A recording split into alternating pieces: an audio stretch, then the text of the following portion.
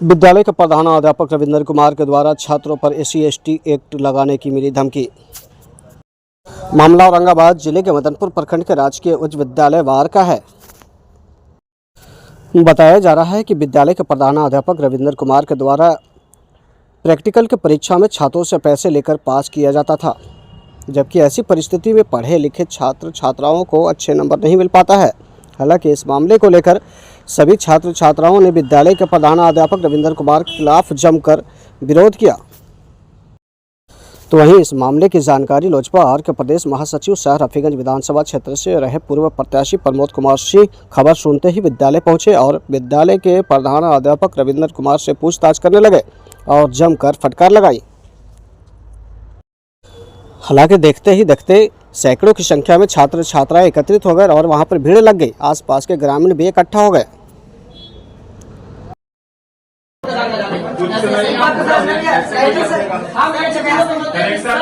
क्या आप चोर हो, बदमाश हो, कैसे करेक्टर खराब करेंगे? मैं पूरे लोगों को एक ही चीज में बताता हूँ, सत्य परेशान हो सकता है लेकिन पराजित नहीं। मन में आया उतना नंबर दे दिया। विसंगति ये है कि उस प्रैक्टिकल के शिक्षक जो कॉपी जांचे हैं, तो कॉपी में नंबर छात्रों को कुछ मिला है और उनके द्वारा सिर्फ पास मार्क्स दे करके और बच्चों को भविष्य खराब कर दिया उन्होंने। जो बच्चा थ्योरी में 90%, 80%, 85% मार्क्स ला रहा है और उसको प्रैक्टिकल में हेडमास्टर के मनमानी से सिर्फ पास मार्क्स मिलता है।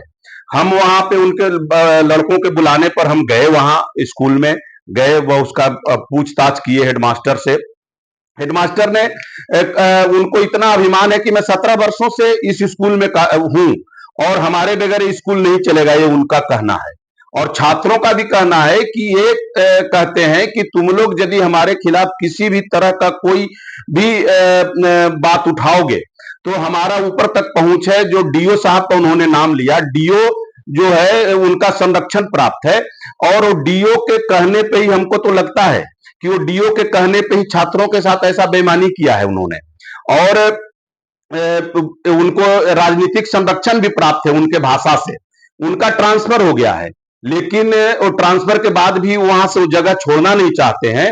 और शिक्षकों द्वारा भी बताया गया कि 24 लाख रुपया आहरण भी कर लिए हैं।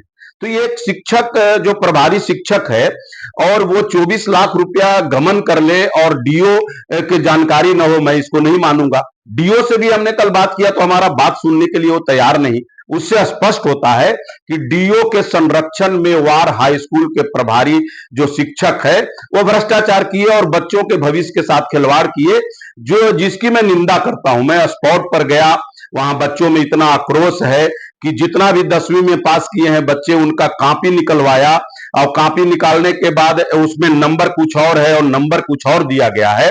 फिर जब मैं हेडमास्टर से पूछा तो वो कहते हैं कि यहाँ पैसा का लेन देन हुआ, उसके कारण से हमने नंबर कम दिया। तो हम पूछे कि नंबर पैसा कौन लिया, तो 2 शिक्षकों का नाम लिया, एक रंजीत और एक राकेश। तो दोनों शिक्षकों को बुलाया गया, दोनों शिक्षक कहे कि हम लोग ने पैसा जो लिया वो हेडमास्टर के कहने पे लिया। तो ये स्पष्ट हुआ कि हेडमास्टर की मनमानी और मिलीभगत, सिर्फ पैसों का खेल के कारण आज जो 10वीं में छात्र पास किए और उनका भविष्य के साथ खिलवाड़ हुआ, ये एक निंदनीय है। और शिक्षक और छात्रों का जो रिश्ता है उसको इन्होंने शर्मसार किया है।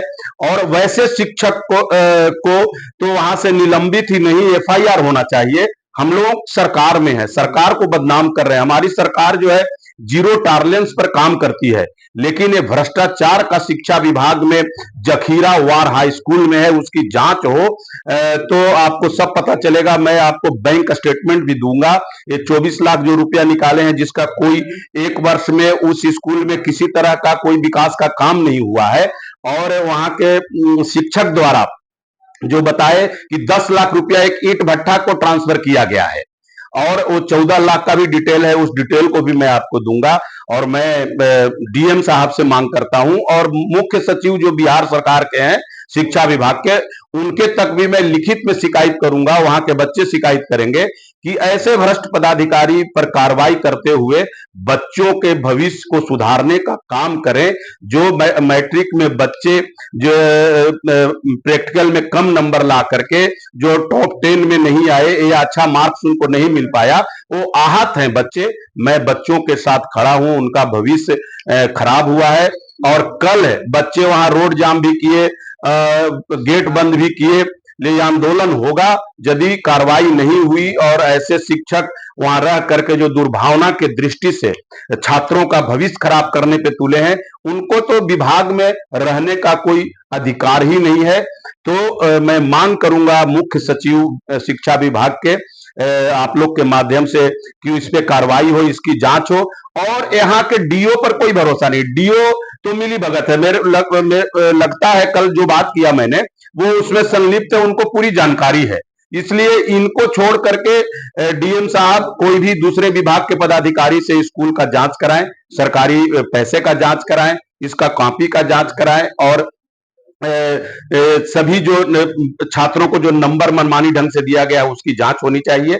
और जांच नहीं होगी तो आंदोलन होगा सरकार में रहते हुए, ये बातें और हम आगे तक अपने सभी पदाधिकारी नेताओं को भी बताएंगे। उन बच्चों के द्वारा क्या पदाधिकारियों को बताया गया इसमें? बच्चे तो हमारे साथ में ही थे, बच्चों का वीडियो भी है।